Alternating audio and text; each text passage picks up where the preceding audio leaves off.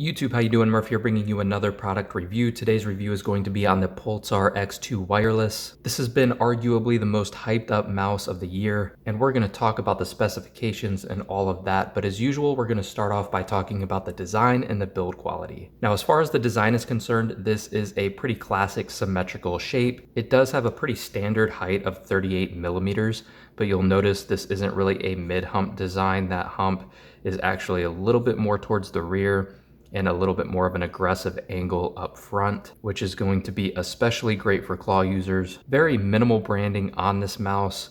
It does say Pulsar right here below mouse 1 and again on the bottom rear side, but overall very minimal branding, very clean design choice here. It is available in two colors, at least at the moment, white and black. There have been other colors teased as well. I think red is one. There might be a couple others as well. I don't know if those are going to be full production models or limited runs or what, but at least at the moment we have two main colors, white and black. Overall, just a great looking mouse. One thing you'll notice here are the 5 large cutouts on the bottom here. That was no doubt done to cut back on some of the weight here without using hexagonal cutouts on the shell or anything like that, which we're seeing less of as time goes on anyways, but it's a pretty lightweight gaming mouse. Another thing you'll notice on the bottom side here are the 2 large PTFE feet as opposed to, the 4 smaller ones in the corners.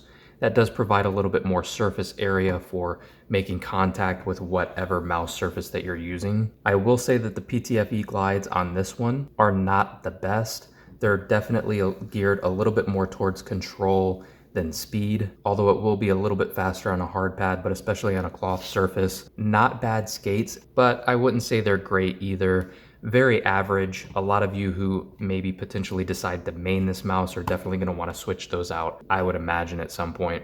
Another design choice here that you're not going to see, but you can definitely feel, is the finish on this mouse. It is very smooth, almost slick in a way. I'm not big on mouse grips, to be honest with you, but if I've ever used a mouse that could probably benefit from some, it's this one. I think if I keep this, I'll definitely get at least side grips for this one. Now, as far as build quality is concerned, very good. We've already kind of discussed the PTFE glides on the bottom here, very average. As far as the body of the mouse is concerned, it's very sturdy. There is no bending, creaking, or flexing on any of the top or bottom plates or side panels. Even the bottom plate here with all of the cutouts, it's still a very solid structure with no flexing or anything like that. Very well built in that aspect. As far as the buttons are concerned, mouse 1 and 2 feel and sound great. There is a little bit more pre and post travel than I would like to see personally, but it's not anything out of the ordinary, and the Kale switches they're using in these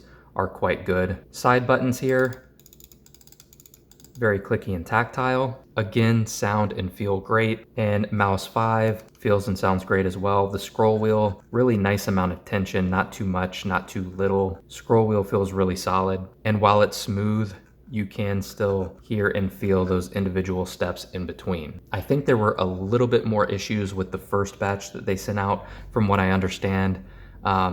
There still is quite a little bit of side wobble on mouse 1 and 2. I personally have never had an issue with side wobble. I know a lot of people care about it, which is why I talk about it, but that's something that's just, out of everything on a mouse, that's something that just never has really bothered me that much. It doesn't affect my play at all. But overall, just a very well-built device. Now, as far as specifications are concerned, this mouse comes in at 120 millimeters long by 63 millimeters wide and 38 millimeters in height. And the overall weight of this mouse is about 56 grams. It does use Kale 8.0 switches, and the sensor in this thing is very good. It comes with the PAW3395, which is one of the best sensors on the market right now. It has a DPI range of up to 26,000, 650 IPS, an acceleration of 50G, and 1,000 hertz pulling rate. Overall, just really good specifications on this mouse. Which brings us to my final thoughts and kind of just what I think about this mouse in general. First thing I want to touch on is this mouse was very hyped up. I don't know if it necessarily lives up to the hype, to be honest with you, but that's not the mouse's fault. I really like this mouse actually. It's just with the way this mouse was hyped up, I kind of expected perfection, I think, and this just isn't the perfect mouse. That's not to say I don't like it, because I do. I think it's a great mouse, and I actually would recommend you buying this if this meets your kind of shape and weight specifications that you're looking for. This is a very good mouse. As far as grip styles, palm grip users can get away with using this mouse. You probably will have a decent experience, especially if you have smaller to medium-sized hands. Fingertip users definitely can use this, especially if you have medium or large size hands, although they do have a mini version of this mouse. And if you're a true fingertip user, I would suggest going for that one rather than this one. Claw grip users are gonna love this. Doesn't really matter if you have small, medium, or large size hands, this is probably gonna fit you well. I'm primarily a claw user and I really enjoyed my time with this mouse. I will say that I typically like more of a mid hump than a rear hump, and for that reason, I personally probably wouldn't main this mouse or use it too often, but that's really more of a personal preference thing, which really with the modern day sensors, that's really what your decision is gonna come down to at the end of the day anyways.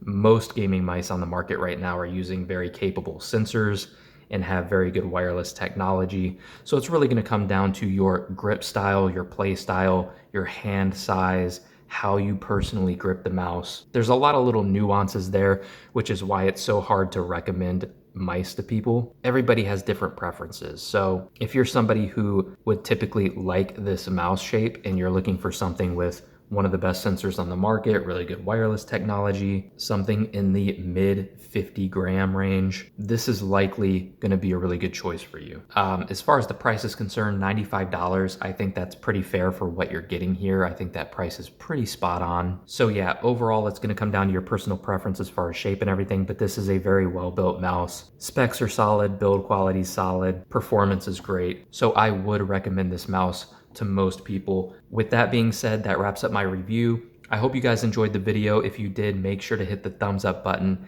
Helps out my channel a lot. Also, if you want to see other reviews and content like this, make sure to subscribe to the channel and turn on notifications so you can be notified of when I post new content. And YouTube, we'll catch you later.